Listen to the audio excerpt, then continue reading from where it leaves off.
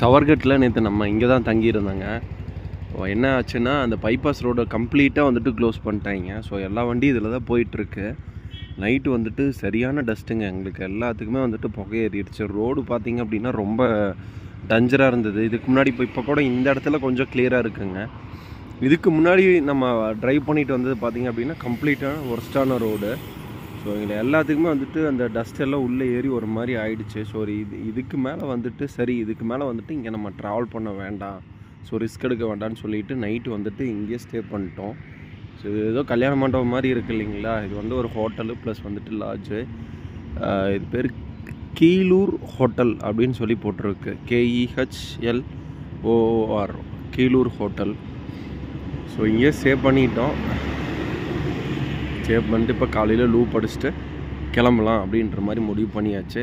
நேராக பானிபட் போயிட்டு என்னோடய ராயல் என்ஃபீல்டு வண்டியை எடுத்துகிட்டு ஸோ வந்துட்டு என்ன கண்டிஷன் இருக்குதுன்னு பார்த்துட்டு இன்றைக்கி ட்ரெயினில் போட்டு விடணும். இங்கேருந்து ஒரு 300 கிலோமீட்டர் இருக்குது. எனக்கும் சரி மாரிக்கும் சரி பயங்கர சளி. பாருங்களேன், நைட்டு ஒரு சம்பவம் நடந்துச்சுங்க. ஆக்சுவலாக வந்துட்டு நைட்டு பார்த்திங்க அப்படின்னா ஒரு இடத்துல வந்துட்டு பேக் வந்துட்டு கலண்டு வந்துருச்சு. சரின்னு சொல்லிவிட்டு ஒரு வெளிச்சமாக ஒரே ஒரு இது இருக்கிற இடத்துல, ஒரு லைட் இருக்கிற இடத்துல நிறுத்தலான்னு சொல்லிவிட்டு ரொம்ப தூரம் பிளான் பண்ணிவிட்டு ஒரு இடத்துல இருந்துச்சுங்க. ஸோ அந்த பக்கம் ஒரே ஒரு வீடு மட்டும் இருந்துச்சு. வண்டியை நிறுத்தினோன்னா அவங்க வந்துட்டு எட்டி எட்டி பார்க்குறாங்க. ஒரு மாதிரி மாறி வேறு சொல்கிறான், இது வந்துட்டு மோசமான ஊர்ரா இது. ஸோ இங்கெல்லாம் வந்துட்டு புரிஞ்சிக்கவே மாட்டாங்க, நம்ம என்ன சொல்கிறோம் என்னன்றது இது பண்ண மாட்டாங்க.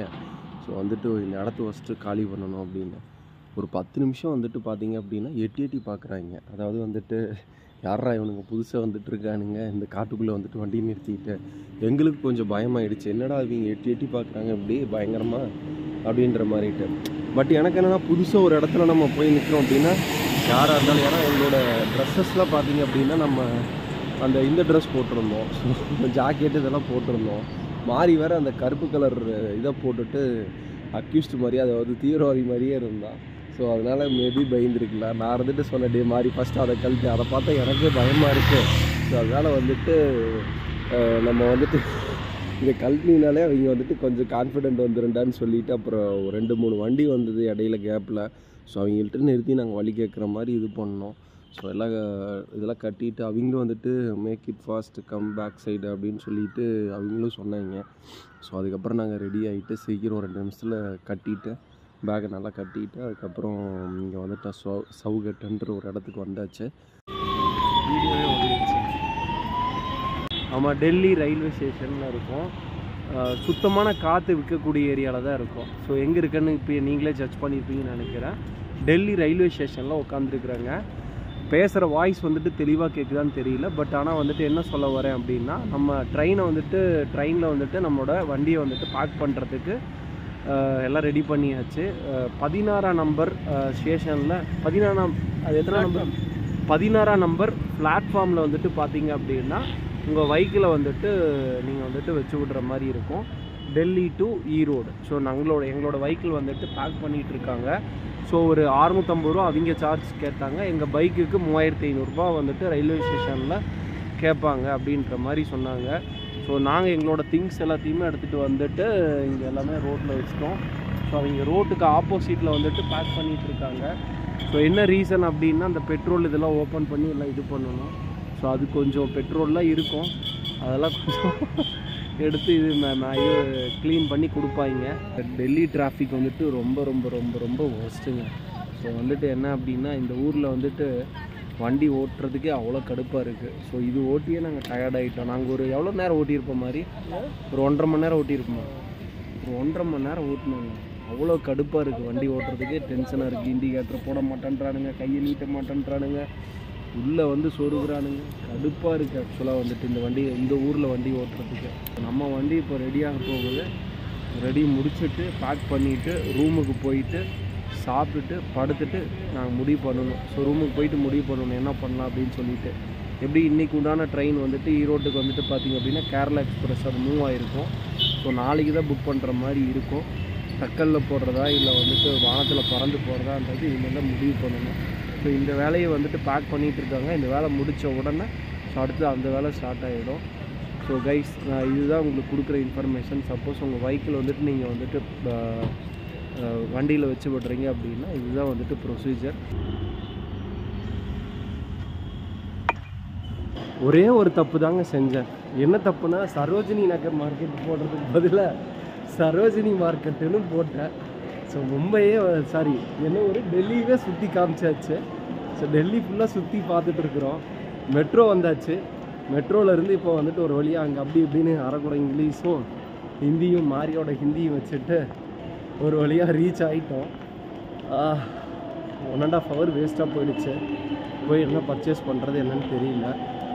கோபி சுதாகர் சினிமாவில் எங்கடா போகிறீங்க, எங்கே போகிறீங்க? லீவ் நாள் இருக்குமா? அப்படி லீவ் நாளாக இருந்தால் கூட பிரச்சனை இல்லை. மண்டே அன்னைக்கு இவ்வளோ ரஷ்ன்றது வந்துட்டு எதிர்பார்க்க முடியாத ஒன்று. அவ்வளோ கடுப்பாக இருக்கு பாருங்க, அவ்வளோ வண்டி நின்றுட்டுருக்கு. ஸோ வந்துட்டு டெல்லியாக வந்துட்டு சுத்தமான காற்று இல்லை அப்படின்றது வந்துட்டு எங்களுக்கு இந்த 2 நாள் வந்துட்டு தங்கியிருந்ததுலேயே வந்துட்டு கம்ப்ளீட்டாக தெரியுது. ஸோ வந்துட்டு இங்கே அவ்வளோ வண்டி, அவ்வளோ ரஷஸ், எதுக்கு இத்தனை வெஹிக்கிள் வந்துட்டு இதாகுதுன்றது தெரியல. ஆக்சுவலாக வந்துட்டு ரொம்பவே ஒர்ஸ்ட்டுங்க. வந்துட்டு 2 நாள் வந்துட்டு இந்த சிட்டியில் இன்னும் 2 நாள் இருந்தேன் அப்படின்னா நான் அவ்வளோதான் முடிஞ்சேன்னு நினைக்கிறேன். இப்போயே நான் ஒரு 4 கிலோ குறைஞ்சிருப்பேன். குறைஞ்சது ஒரு 4 to 5 கிலோவாவது குறைஞ்சிருப்பேன் 2 நாளே இல்லை. ஸோ இன்னும் ஒரு 2 நாள் தங்கினேன் அப்படின்னா நேராக வந்துட்டு ஏதாவது ஒரு ஹாஸ்பிட்டலை பார்த்து மோனசுந்தரத்தை அட்மிட் பண்ணிட வேண்டியதுதான். ஆனால் மாறி வந்து அடாப்ட் ஆகிடலாம். ஸோ எந்த ஊராக இருந்தாலும் அந்த ஊருக்கு தகுந்த மாதிரி அடாப்ட் ஆகிடலாம். ஸோ அவனுக்கு தேவையான விஷயங்கள் வந்துட்டு இங்கேயே கிடைக்குது. அதனால் ஒன்றும் ப்ராப்ளம் இல்லை. நம்ம டெல்லி ரயில்வே ஸ்டேஷனில் எப்படி கஷ்டப்படுறன்றதை தமிழ்நாட்டு மக்களுக்கு சொல்லணும். இல்லை இவ்வளோ கஷ்டப்பட்டு உங்களை யாரும் ரைடு போக சொன்னது அப்படிம்பாங்க. ஓகா இவ்வளவு கஷ்டப்பட்டு உங்களை எவன்டா ரைடு போக சொன்னது கிடையாது. நம்ம போகிறோம் போகலன்றது அடுத்தது. இந்த மாதிரி வந்து வேற யாரும் மாட்டிக்கூடாது. இல்லை அதுக்காக தான். ஓ ப்ரிகாஷன் அட்வைசஸ். கண்டிப்பாடா. நமக்கு கஷ்டமா இல்லையா? இப்போ நம்ம கஷ்டம் மண்டை காஞ்சிரோம்ல. அவன் வந்து டிக்கெட் இல்லாமலே நம்மளுக்கு எல்லாத்தையும் பேக் பண்ணிக்கிட்டான். அவங்களுக்கு தெரியும். அதுதான் 10,000 no only fare 11,500.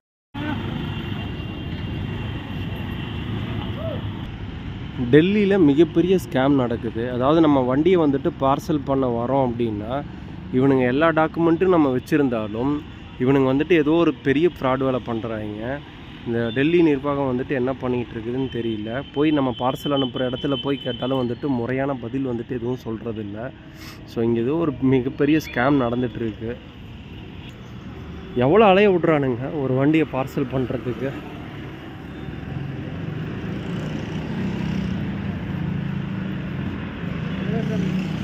எங்க எங்க இருக்கிறானுங்க?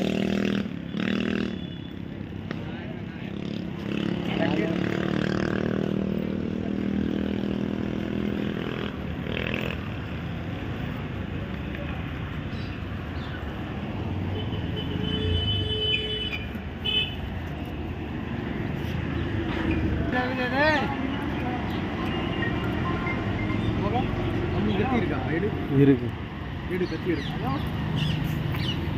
ஹலோ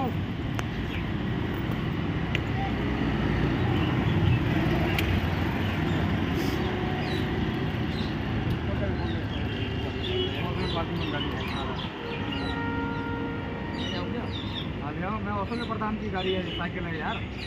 अजय अशोक प्रधान नहीं हमारी गली में नेता. हाँ अबे उनकी भाई का साइकिल है. तुम्हें क्या करो ये तुम सोचा दलाली खराब भला.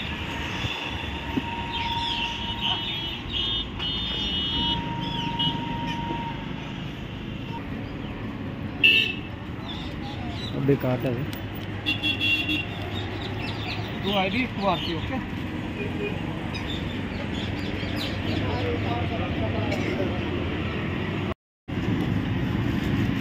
உன் சாவி எங்கே இங்கே வச்சிருக்கிற?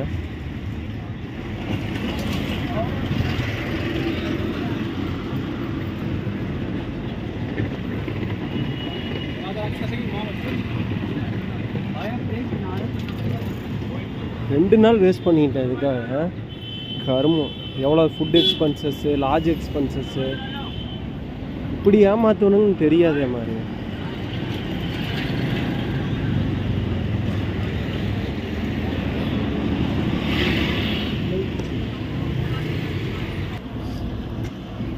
டெல்லி எங்களை ஏமாற்றி விட்டது. दिल्ली इधर को मेरा बिग स्कैम है।